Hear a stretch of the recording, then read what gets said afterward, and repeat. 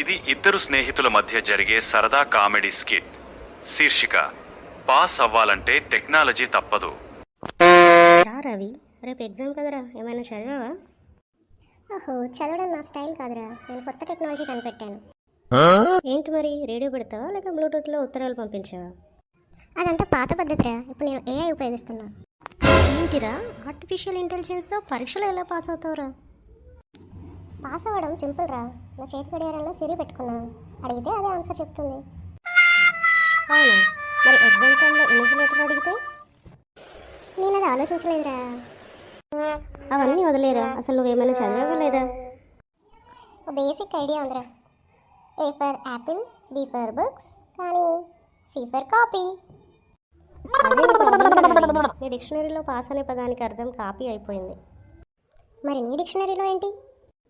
నా డిక్షనరీలో పాస్ అంటే దేనికోసమైనా ట్రై చేయడం, చదువుకోవడం.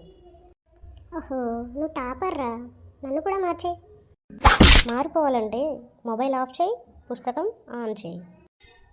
చూడండి పిల్లలు, బుద్ధిని సరిగ్గా ఉపయోగిస్తే టెక్నాలజీ వరం, లేకపోతే శాపం. నేడు పిల్లలకి టాయ్స్ కంటే ట్యాబ్లెట్స్ ఎక్కువగా నచ్చుతున్నాయి. కాలం మారింది. టెక్నాలజీ మంచిదే, కానీ మనం దానికి బానిసలు అయిపోకూడదు.